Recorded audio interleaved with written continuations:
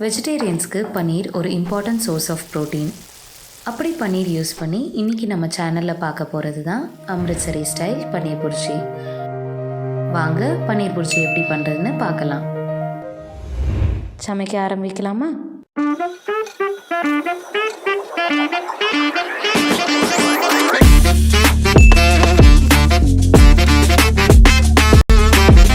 ஒரு கடாயில் 1 table spoon அளவுக்கு பட்டர் எடுத்துக்கோங்க.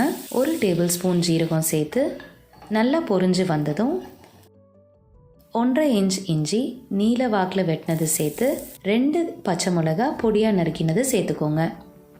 இப்போது ஒரு பெரிய வெங்காயம் பொடியாக நறுக்கினது சேர்த்து கலர் மாறுற வரைக்கும் நல்லா வதக்குங்க.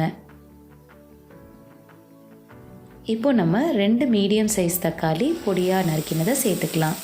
2 to 3 minutes மீடியம் ஃப்ளேமில் நல்லா வதக்கி விடுங்க. இப்போது 1/2 டீஸ்பூன் மஞ்சத்தூள், 1 teaspoon Kashmiri red chilli powder, 1 teaspoon தனியாத்தூள், 1 டீஸ்பூன் ஜீரகத்தூள், உப்பு தேவையான அளவு சேர்த்து நல்லா வதக்கி விடுங்க. மசாலாலாம் ஒன்று சேர்ந்து வதங்கினதுக்கப்புறம் 1/2 டம்ளர் தண்ணி ஊற்றி மீடியம் ஃப்ளேமில் ஒரு 5 நிமிஷம் கொதி வர அளவுக்கு வதக்கி விடுங்க.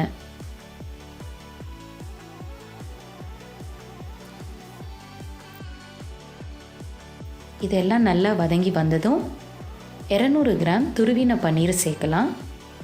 பன்னீர் துருவி போடுறச்ச சாப்பிடும்போது நல்லா கன்சிஸ்டன்சி கிடைக்கும். இது நல்லா மிக்ஸ் பண்ணி விட்டுக்கோங்க. கூடவே 1/2 கப் பால் சேர்த்து கலக்கி விடுங்க. பால் சேர்க்கறதுனால extra creamy texture and flavour கிடைக்கும். மசாலா, பால், பன்னீர் எல்லாம் ஒன்று சேர்ந்து 5லேருந்து 8 நிமிஷம் மீடியம் ஃப்ளேமில் கொதி வர அளவுக்கு வதங்கட்டும்.